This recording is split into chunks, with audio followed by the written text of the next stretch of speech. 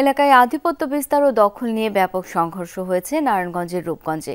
সংঘাতে জড়ায় বিএনপি ও সহযোগী সংগঠনের দুই পক্ষ। সংঘর্ষে 5 জন গুলিবিদ্ধ সহ আহত হন অন্তত 18 জন। পুলিশ ও সেনাবাহিনী পরিস্থিতি নিয়ন্ত্রণে আনে।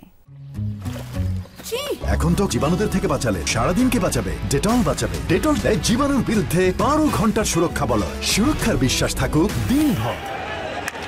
আধিপত্য বিস্তার ও একটি আড়তের দখল নিয়ে রূপগঞ্জের শাওঘাট এলাকায় দুপক্ষের মধ্যে উত্তেজনা চলছিল।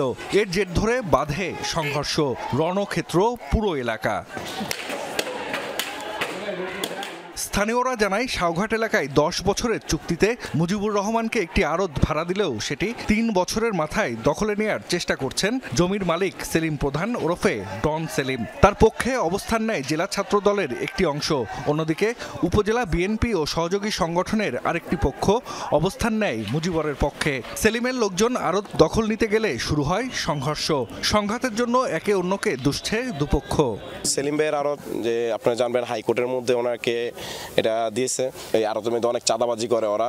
তো আমরা এই চাঁদার জন্য বলছি এখানে কোনো চাঁদাবাজি হবে না, এগুলো আমরা না করাতে এই জন্য আমাদের উপরে ক্ষিপ্ত হয়ে এইভাবে আক্রমণগুলো করছে। উপর থেকে গুলি করতেছে, ককলেট বিস্ফোরণ করতেছে।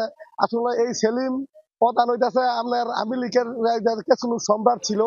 এ সময় পুড়িয়ে দেওয়া হয় একটি গাড়ি সহ অন্তত 10টি মোটরসাইকেল। গুলি ও ককটেল বিস্ফোরণে আতঙ্ক ছড়ায় এলাকায়। 5 জন গুলিবিদ্ধ সহ আহত হন 18 জন। পরে পুলিশ ও সেনাবাহিনী পরিস্থিতি নিয়ন্ত্রণে আনে।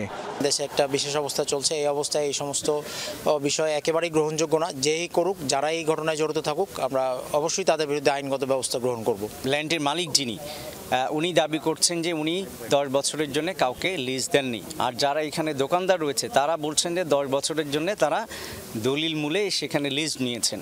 তো এটি আসলে আদালতের নিষ্পত্তিযোগ্য বিষয়। সংঘর্ষের সময় বন্ধ হয়ে যায় ঢাকা সিলেট মহাসড়কে যানবাহন চলাচল।